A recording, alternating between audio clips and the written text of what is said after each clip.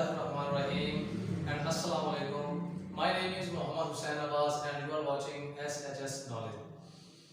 दोस्तों, वक्त एक ऐसा उस्ताद है जो कि हमें फिजिकल फॉर्म में तो नज़र नहीं आता, लेकिन वो मुख्तलिफ मौक़े की फॉर्म में और मुख्तलिफ जो है एहसास हमें दिलाता रहता है, मुख्तलिफ सूरतों में हमें एहसास दिलाता रहता है। मिसाल के तौर पे हमारे पास एक घड़ी होती है, घड़ी की जो टिक टिक की आवाज़ होती है ये हमें एहसास दिलाती है कि जो वक्त की पाबंदी है वो कितनी ज़रूरी है। और इसी तरह से ये सुबह और शाम के अंदर, दिन और रात के अंदर, अच्छे और बुरे हालात में जो वक्त है वो एक उस्ताद का किरदार अदा करता है। अगर उस्ताद गुस्से में हो तो हमें बहुत ज़्यादा आजमाइशों का भी सामना करना पड़ता है। उसमें हम अगर अपने वक्त की कदर ना करें तो फिर हम बहुत से बातों में पीछे रह जाते हैं और फिर वक्त हमें ये बताता है कि अगर आप मेरे गुजरने से पहले इस बातों का एहसास नहीं करेंगे तो हो सकता है आपको आने वाले वक्त में जो है वो शर्मिंदगी का भी सामना करना पड़े। तो हमें अपने डिसीजन मेकिंग जो है वो अच्छी करनी चाहिए, हमें अच्छी सोच बनानी चाहिए, हमें दूसरों के बारे में अच्छा सोचना चाहिए और टाइम शेड्यूल एक बनाना चाहिए डेली बेसिस पे, ताकि हर चीज़ को अपने मुकर्रर वक्त पर मुकम्मल करने की कोशिश कर सकें। और इस तरह से जो वक्त है, वक्त पर हर चीज़ अगर होती जाए तो वक्त फिर हमें एक बहुत अच्छा रिजल्ट भी देता है शाबाश की फॉर्म में। दूसरी तरफ ये होता है कि वक्त जब हमदर्दी की फॉर्म में हमारे पास मौजूद होता है तो एक उस्ताद जैसे प्यार और मोहब्बत और हमदर्दी से पेश आता है वैसे ही वक्त भी करता है, लेकिन हमें उन चीज़ों को अपने अंदर फील करना चाहिए। वक्त बात करता है हमारे ज़मीर के साथ, हमारे एहसासात के साथ, हमारे जज्बात के साथ, हमारी फिक्रमंदी के साथ। हमें कोई दुख पहुंचता है तो कुछ अरसे के बाद हम लोग नॉर्मल हो जाते हैं। क्या रीज़न है कि वक्त हमें हमदर्दी दे रहा होता है, वक्त हमें हौसला दे रहा होता है, वक्त हमें दोबारा अपने आप को ग्रूम करने का मौका दे रहा होता है और इस एहसास के साथ कि हो सकता है आने वाला वक्त बेहतर हो, मुझे अपने आप को दोबारा समेटना चाहिए, मुझे दोबारा अपने हौसले को बुलंद करना चाहिए, जो मैंने गलतियां की हैं उनको देखना चाहिए और उनको फिर दोहराने से मुझे परहेज करना चाहिए। तो ये जो सारे के सारा जो नॉलेज होता है जो हमारे जहन में आ रहा होता है अपने वक्त को, अपने हालात को बेहतर बनाने के लिए, ये सारे का सारा जो वक्त है वो हमें सिखा रहा होता है। तो ये सारे के सारे जो हम अपनी तरफ से एक अमाल भेज रहे होते हैं, रिलेशंस बना रहे होते हैं, तो उनका जो रिजल्ट होता है वो आपको आने वाले वक्त में वक्त की तरफ से हमें मिल रहा होता है कि जी आपने ऐसा किया तो आपको ऐसा मिलेगा।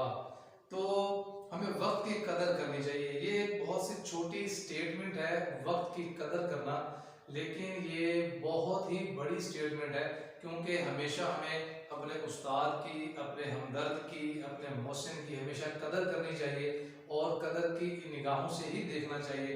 तो जिसकी हम कदर करते हैं फिर उसकी बात भी मानते हैं।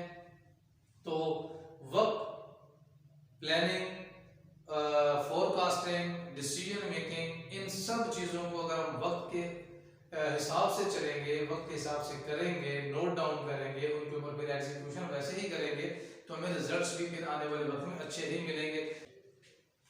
तो दोस्तों, इस पैगाम के साथ आज हम अपना जो है लेक्चर स्टार्ट करेंगे और लेक्चर स्टार्ट करने से पहले हम जो आज की टाइप ऑफ नाउन को डिस्कस करने वाले हैं वो कुछ इस तरह से है कि हम कुछ एग्जाम्पल से पहले समझने की कोशिश करते हैं। For example, if I write down here Ali is a student.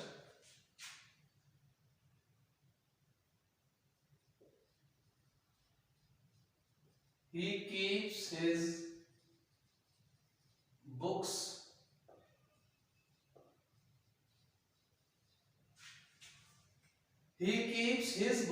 in his bag.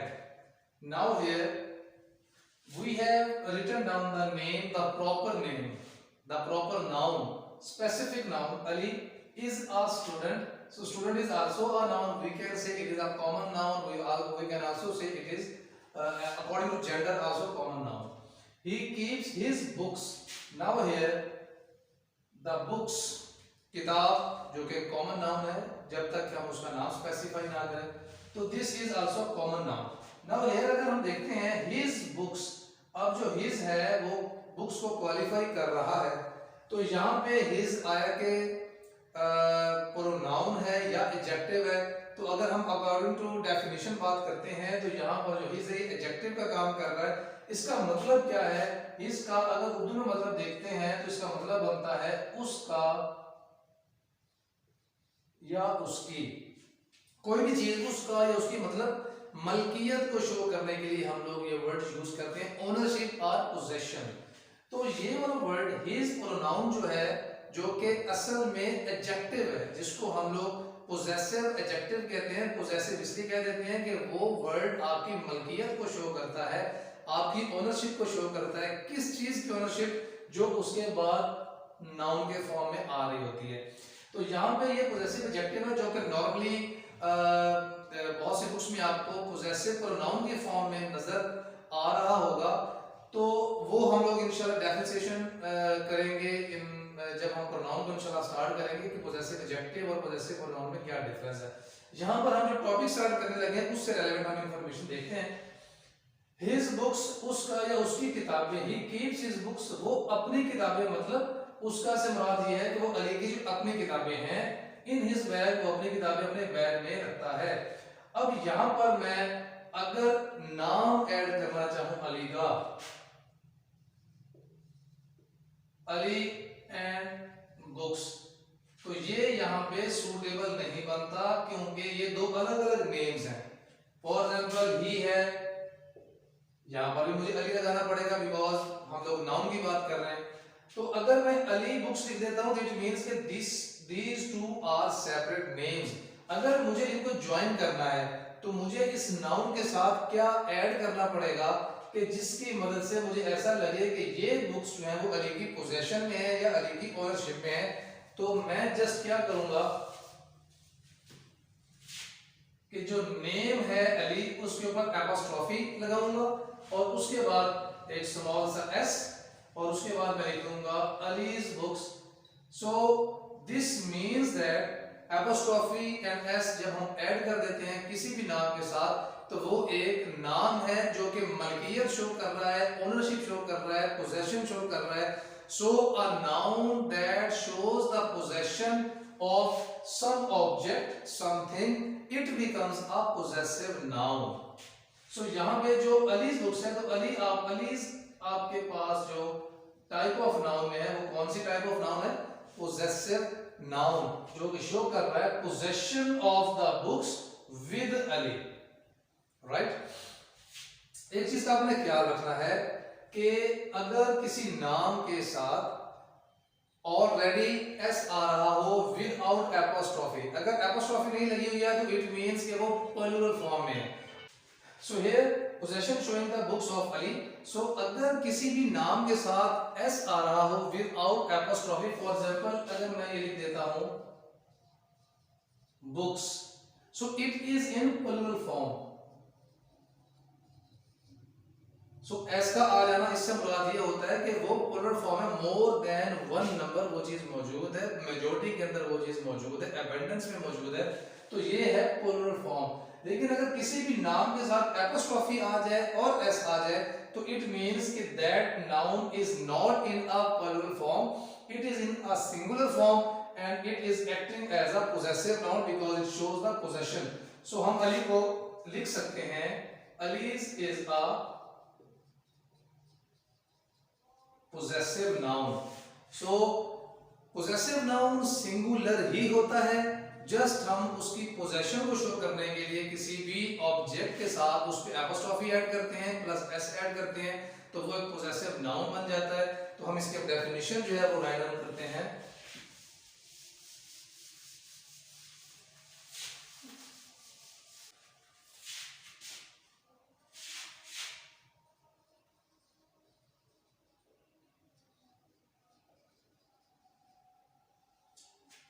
possessive noun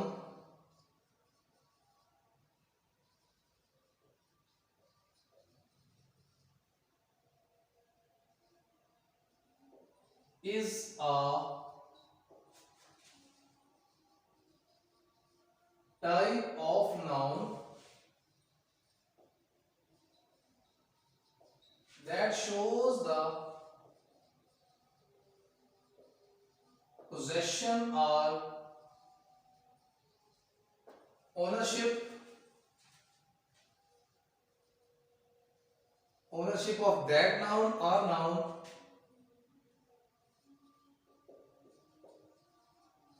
with something or object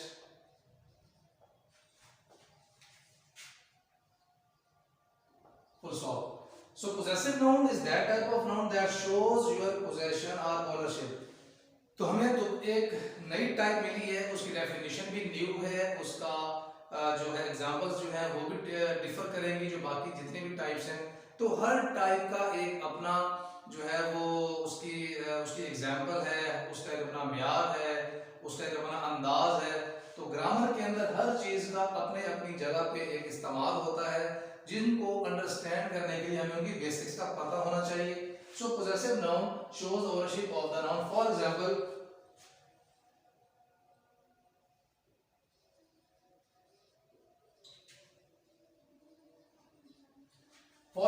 a dog's bone. इसको अगर मैं सिंप्लीफाई करूं तो इसका मतलब ये बनता है the bone of a dog. The bone of a dog. It means a dog's bone. तो apostrophe s become the possession of bone with dog. तो इसको अगर मैं सिंप्लीफाई करके लिखूं the bone of a dog, it means the bone belongs to the dog.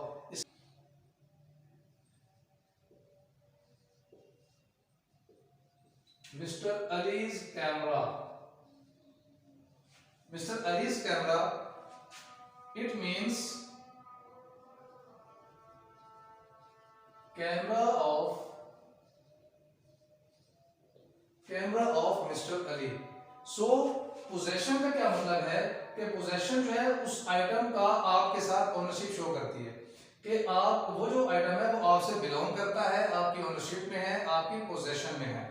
And so it means that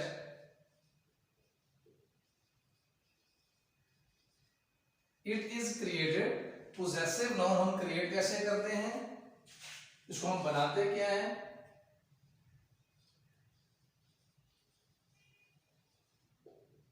by addition of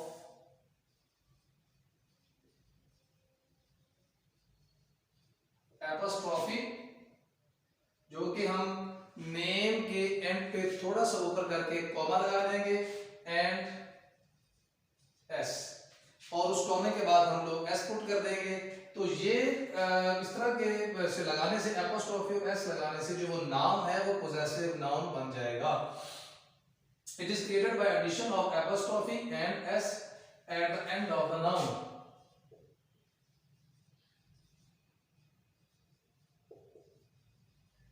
So you can see here, this is noun, and we have put comma and s after the name.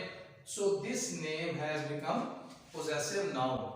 So जी तो friends, यहाँ पर आपने एक और भी बात जो है वो नोट करनी है कि अगर किसी भी नेम के साथ एपोस्ट्रोफी एस लगा हो तो हमें ये कैसे पता चलेगा कि वो पोजेसिव नाउन ही है। For example, if I am saying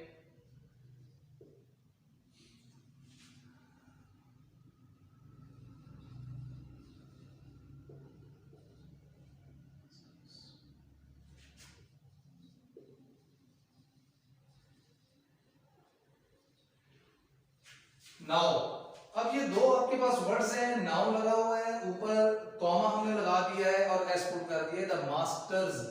now अगर यहां पे मैं लिख देता हूं कॉल और यहां पर मैं लिख देता हूं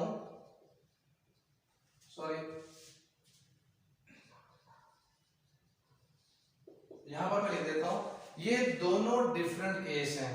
वो कैसे? क्योंकि जब एक नाउन किसी नाउन को पोजेशन में लेके आ रहा हो, ओनरशिप जो है वो जाहिर कर रहा हूं, ये कह सकते हैं when a noun is followed by a noun. जब एक नाउन पोजेसिव केस में हो, एपोस्ट्रोफी एस लगा हुआ हो और उसके बाद एक नाउन आ रहा हो, तो वो होगा पोजेसिव नाउन।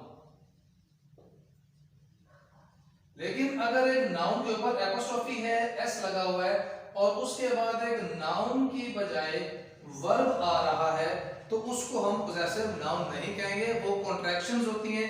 तो इट मींस इसका क्या मतलब हो सकता है, द मास्टर इज और वाज कॉलिंग। इसका मतलब ये भी लिया जा सकता है क्योंकि हम कॉन्ट्रैक्शन की फॉर्म में जो वर्ब्स हैं उनके कुछ वर्ड्स को हम हज़फ कर देते हैं ताकि हमें जो है वो डायरेक्ट हम बात कर देते हैं। तो इन दोनों में आपने ये डिफरेंस लाजमी देखना है कि it will be composed of two nouns, the first noun will be added with apostrophe and s and it will show the possession of something, the next noun with the first noun। तो आप ये देख सकते हैं कि ये दोनों nouns हैं, इसमें जो पहला नाउन है apostrophe s है और इसकी जो पोजेशन है वो इस नाउन के साथ शो की जा रही है। लेकिन इस फॉर्म में यहाँ पे चूंकि वर्ब आ रहा है, उसकी एक्शन की बात हो रही है, नाउन की बात नहीं हो रही, तो ये आपका जो है वो एक्शन शो करेगा, पोजेसिव नाउन नहीं बनेगा। सो फ्रेंड्स, अभी हम बात कर रहे थे एपोस्ट्रोफी जब हम ऐड करते हैं सिंगुलर नाउन के साथ, तो अगर noun more than one quantity में मौजूद हो, जिसको हम कहते हैं कि अगर प्लूरल नाउन मौजूद हो, तो फिर उसकी जो पोजीशन है या ओनरशिप है वो हम कैसे जब शो करेंगे। तो अभी हम उसकी विद एग्जांपल जो है वो स्टडी करते हैं। देखें, जो नाउन होता है ये प्लूरल फॉर्म के अंदर टू टाइप्स में आपको नजर आएगा। Number one will be regular nouns and number two will be the irregular nouns. अब रेगुलर नाउन क्या होते हैं, वो तमाम नाउन जिनकी प्लूरल फॉर्म में एंड पे एस आता है, लाइक बुक है, ये सिंगुलर है, इसका जो प्लूरल फॉर्म होगा वो हो जाएगा बुक्स। इसी तरह से अगर मैं कहता हूं गर्ल है, इसका प्लूरल फॉर्म हो जाएगा गर्ल्स। इसी तरह से अगर मैं ये कह देता हूं डॉग, इसका प्लूरल फॉर्म क्या हो जाएगा डॉग्स। तो इस तरह की और भी बहुत सी ऐसी एग्जांपल्स हैं जो कि जिनके एंड पे एस आता है। तो ये आ जाते हैं रेगुलर फॉर्म के अंदर के जो जनरल रूल को फॉलो कर रहे होते हैं, थ्रू आउट के एस आप ऐड कर दें और जो है वो नेम प्लूरल बन जाता है। लेकिन कुछ इररेगुलर नाउन्स होते हैं जिनकी जो प्लूरल फॉर्म होती है वो एस ऐड उसमें नहीं होता। तो वो कौन कौन से वर्ड हो सकते हैं, लाइक आपके पास एक नाउन है child, the plural form is children. इसी तरीके से ब्रदर है, ब्रदर्स भी कहते हैं, ब्रेदरन भी कह देते हैं। इसी तरह से और भी बहुत से जो है वो इसमें जो है नाउन हो सकते। तो वो नाउन कौन कौन से हो सकते हैं, फॉर एग्जांपल एक सिंपल एग्जांपल है वुमेन एंड वेमेन। सो यहाँ पे हमने एस या ई एस का इजाफा नहीं किया। कुछ ऐसे भी नाउन्स हैं जिनके एंड पे एस की बजाय ई एस भी आता है, उसकी भी अभी हम एग्जांपल्स जो है वो इसके नीचे ऐड करेंगे। तो ये हैं जिनमें एस या ई एस आता है, वो सेम कैटेगरी है जिनमें रेगुलर हम नाउन की बात करते हैं। लेकिन अगर उनके एंड पे एस या ई एस ना आए, उनके नाम चेंज हो जाए, उनको हम लोग कहते हैं इररेगुलर प्लूरल नाउन्स। इसमें और भी हम एग्जांपल ले लेते हैं, लाइक गूज है, इसका जो प्लूरल फॉर्म होता है वो गीज। तो फिर इनके साथ हम क्या करेंगे कि ये पोजेशन शो करें। जितने भी रेगुलर नाउन्स हैं जिनके एंड पे एस आ रहा होता है, just put the apostrophe and they become the plural form s r e s. You have to just put the apostrophe and they become the possessive nouns. Keep in mind कुछ ऐसे noun हो सकते हैं कि जिनके and पे S आ रहा हो लेकिन वो प्लूरल फॉर्म में ना हो। मिसाल के तौर पे हमारे पास एक नाउन है class. So class is a singular noun. तो क्लास जब प्लूरल बनेगा, मिसाल के तौर पे क्लासेस, तो then we have to put just apostrophe because it is already in the plural form. अगर ये सिंगुलर फॉर्म के अंदर हमें मिलेगा तो हम एपोस्ट्रोफी भी पुट करेंगे और साथ एस भी पुट करेंगे। सो आपको ये आइडेंटिफिकेशन जो है ये होनी चाहिए। तो फिर इसकी सूरत में हम क्या करेंगे, अब चिल्ड्रन है, अगर मैं इनके ऊपर जस्ट कॉमर्स पुट कर देता हूं तो मुझे इस तरह से मुकम्मल तौर पे अंदाजा, मुकम्मल तौर पे इनको रिकॉग्नाइज करना आसान नहीं होता। तो फिर मुझे क्या करना पड़ेगा, एपोस्ट्रोफी के बाद मुझे एस ऐड करना पड़ेगा ताकि इनको मैं पोजेसिव नाउन बना सकूं। So regular nouns having s in the end in plural form, just put apostrophe, they become possessive nouns. All the irregular nouns they have different plural form, different singular form. So just put apostrophe and s to make them possessive nouns. तो इसका मतलब ये है कि regular forms की singular जो है वो फॉर्म और जो इररेगुलर नाउन्स हैं उनकी प्लूरल फॉर्म की जो बनावट है वो सेम होती है, क्योंकि उनके एंड पे एस ना आने की वजह से, प्लूरल फॉर्म शो ना होने की वजह से सिंगुलर फॉर्म के अंदर और यहाँ पे प्लूरल फॉर्म के अंदर, क्योंकि हमें अंदाजा नहीं हो रहा होता कि उनकी पोजीशन कैसे शो करनी है, तो हम एपोस्ट्रोफी और एस को ऐड कर देते हैं, जिससे हमें क्लियर हो जाता है कि ये जो है वो पोजीशन शो कर रहे हैं। दोस्तों इसके बाद जो है कुछ टाइम ड्यूरेशंस में हम लोग अपने पोजीशन को या ओनरशिप को शो कर रहे होते हैं। जब हम टाइम की बात करते हैं तो एक चीज का हमें पता होना चाहिए कि टाइम फिजिकल फॉर्म में हमें नजर नहीं आता। तो एक चीज जो फिजिकल फॉर्म में हमें नजर नहीं आती है, फिर वो क्या चीज हो सकती है, वो जस्ट एब्स्ट्रैक्ट हो सकती है, जो कि हमने उसकी डेफिनेशन में भी पढ़ लिया है। तो अगर मैं ये कहता हूं I have 3 years experience. Now you can add more words. I have 3 years experience working in here. I have 3 years experience gained in my life in whatever the job I have done. So I have 3 years experience. ठीक है, अब यहाँ पे जो experience है, this is an abstract noun, क्योंकि जो experience है उसकी कोई physical form नहीं है।